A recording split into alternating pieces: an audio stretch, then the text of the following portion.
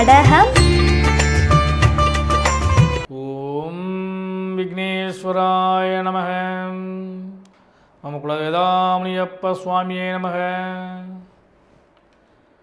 பேரன்பு மிக்க 360 டிவி சேனல்களுக்கு ஜோதிடரியம் முத்துச்சாமியின் இனிய வணக்கங்கள்.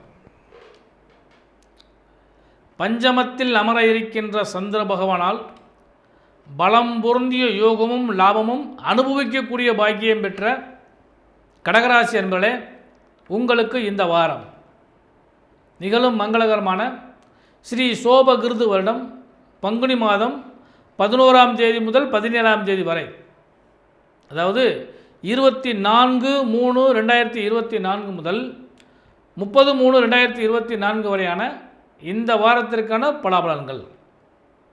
முதல்ல கிரக அமைப்புகள். அதன்படி கடகராசி என்பதே உங்கள் ராசிக்கு 3ஆம் இடத்தில் கேது பகவானும், அட்டமஸ்தானத்திலே சனி பகவானும், அவரோடு செவ்வாய் பகவானும் சுக்கிர பகவானும், பாக்கியஸ்தானத்திலே சூரிய பகவான் ராகு பகவான், அவரோடு புத பகவானும், 10லே குரு பகவானும் அமர்ந்திருக்கிறார்கள். இதுதான் இந்த வாரத்துக்கான கிரக அமைப்புகள். உங்கள் ராசிநாதனாகிய சந்திர பகவான் உங்கள் ராசிக்கு 3, 4, 5 ஆகிய இடங்களில் இந்த வாரம் முழுவதும் பயணிக்க காத்திருக்கின்றார். பொதுவாகவே சந்திராசமோ வேதியோ இல்லாமல் இருந்தால் அந்த வாரம் ஒரு சுபமான வாரமாக அமையக்கூடிய வாய்ப்பு உண்டு. அதன்படி இந்த வாரத்தில் உங்களுக்கு சந்திராசமும் இல்லை, வேதையும் இல்லை, அதனால் லாபமான வாரம். பொதுவாக ஒவ்வொரு நாளும் நமக்கு நற்பலன்கள் கிடைக்குமா அப்படின்னு சொல்லி பார்க்குறப்ப, கடகராசி என்பதே இந்த வாரத்தில் துவக்க நாள் ஞாயிற்றுக்கிழமை அன்னைக்கு 24/3/2024 திதி பௌர்ணமி திதி. அன்ற நட்சத்திரத்தை பொறுத்தளவுக்கு பார்த்திங்கன்னா உத்திர நட்சத்திரம், அமிர்த யோகம் கூடிய ஒரு அருமையான நாள். அதுக்கு அடுத்தபடியாக திங்கட்கிழமை அன்னைக்கு 25/3/2024 திதி மதியம் 1 மணி வரை பௌர்ணமி திதி. அதன் பின்பு தேய்பிரையில் வரக்கூடிய முதல் திதி பிரதமை திதி. நட்சத்திரத்தை பொறுத்தளவுக்கு பகல் 11 மணி வரை உத்திர நட்சத்திரம். அதன் பின்பு ஹஸ்த நட்சத்திரம் வருகிறது, சித்தயோகம் கூடிய நாள். அன்று பங்குனி உத்திரம், திங்கட்கிழமை பங்குனி உத்திரம். அடுத்து செவ்வாய்க்கிழமை 26/3/2024 செவ்வாய்க்கிழமை அன்னைக்கு மதியம் 3 மணி வரை பிரதமை திதி, தேய்பிரை பிரதமை திதி. அதன் பின்பு துவிதியை திதி. நட்சத்திரம் மதியம் 2 மணி வரை ஹஸ்த நட்சத்திரம். அதன் பின்பு சித்திரை நட்சத்திரம். அன்று சித்தயோகம் கூடிய நாள். அடுத்து புதன்கிழமை 27/3/2024 திதி மாலை 5 மணி வரை துவிதியை திதி. அதன் பின்பு திருதியை திதி. மதியம் 4 மணி வரை சித்திரை நட்சத்திரம். அதன் பின்பு சுவாதி நட்சத்திரம். அன்று சித்தியோகம் கூடிய நாள். அன்று சுபமுகூர்த்த நாள், அருமையான நாள். புதன்கிழமைக்கு அருமையான நாள். அடுத்து 28/3/2024 மதியம் மாலை 5 மணிக்கு மேலே சதுர்த்தி திதி ஆரம்பிக்கிறது வியாழக்கிழமைக்கு. அதேமாதிரி மாலை 6 மணிக்கு மேலே விசாக நட்சத்திரம் வருகிறது, அமிர்த யோகம் கூடிய நாள். அன்று தேய்பிரை வரக்கூடிய சதுர்த்தி என்பதால் சங்கடகர சதுர்த்தியாக அமைகிறது. அன்று கரிநாள். அடுத்து வெள்ளிக்கிழமை 29/3/2024 திதி 6 மணி, அதாவது மாலை 6 மணி வரை சதுர்த்தி திதி. அதன் பின்பு பஞ்சமி திதி. நட்சத்திரம் இரவு 7 மணி வரை விசாக நட்சத்திரம். அதன் பின்பு அனுச நட்சத்திரம். அன்றும் சித்தயோகம்.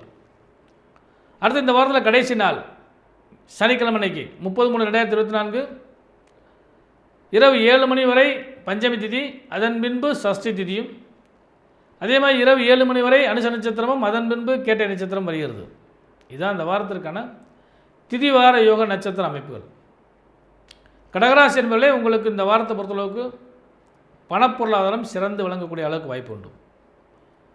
ஏன்னா சூரிய பகவான் இந்த வாரத்தில் தனாதிபதியாகிய சூரிய பகவான் இந்த வாரத்தில் மறைந்து அமர்ந்திருந்தாலும் பாக்கியத்தில் அமர்ந்திருக்கார். உங்கள் ராசிக்கு பாக்கியத்தில் அமர்ந்திருக்கிறார். அப்போ ஜனாதிபதி பாக்கியத்தில் அமரும் பொழுது பாக்கிய யோகங்கள் பலிக்கு பெருகும். பணம் காசு பொருளாதாரம் கொடுக்கல் வாங்கல் திருப்திகரமான நிலைகளை அழகக்கூடிய வாய்ப்பு உண்டு. பொருளாதாரத்தில் ஏற்றமே காண்பீர்கள். சுப யோகமும் லாபமும் கிடைக்கும். சற்று விரைய செலவுகள் இருந்தாலும் மங்களகரமான நிகழ்ச்சிகளுக்காக அந்த விரயங்கள் சென்றடையக்கூடிய வாய்ப்பு உண்டு. இந்த வாரத்தில் தொழில் வியாபாரத்தை பொறுத்தளவுக்கு அருமையான பலம் கிடைக்கும். யோகமும் லாபமும் பெற்ற பல சுப செய்திகளையும் அல்லது புதிய முயற்சிகளையும் அனுபவிக்கக்கூடிய பாக்கியம் பெற்ற தொழில் வியாபாரம் செய்கிறவங்களுக்கு அருமையான வாரம். உத்தியோகம் செய்கிறவங்களுக்கும் இந்த வாரம் நல்ல வாரம் தான். ஆனால் நிதானமான போக்கை கடைபிடிக்க வேண்டிய வாரம். ஏன்னா ராகுவோட சேர்ந்து சூரியன் உட்கார்ந்துருக்கப்ப லாபத்தையும் தருவார். அதே நேரத்தில் ராகு போல் சற்று கெடுப்பாரும் இல்லை என்று சொல்லக்கூடிய அமைப்புப்படி சற்று அவர் கொஞ்சம் குழப்பி விடுறதுக்கு வாய்ப்பு உண்டு. அதனால் கடகராசி என்பதில் உத்தியோகஸ்தர்களை பொறுத்தளவுக்கு சற்று நிதானமாக செயல்பட்டால் நல்ல லாபங்கள் கிடைக்கும். அடுத்து மாணவ செல்வங்களை பொறுத்தளவுக்கு நல்ல லாபம். புதனும் ராகுவும் சேர்ந்திருந்தால் புரட்சிகரமான அல்லது புதிய முயற்சி செய்வதற்கான வாய்ப்பு மாணவர்களுக்கு நிச்சயமாக கிடைக்கும்.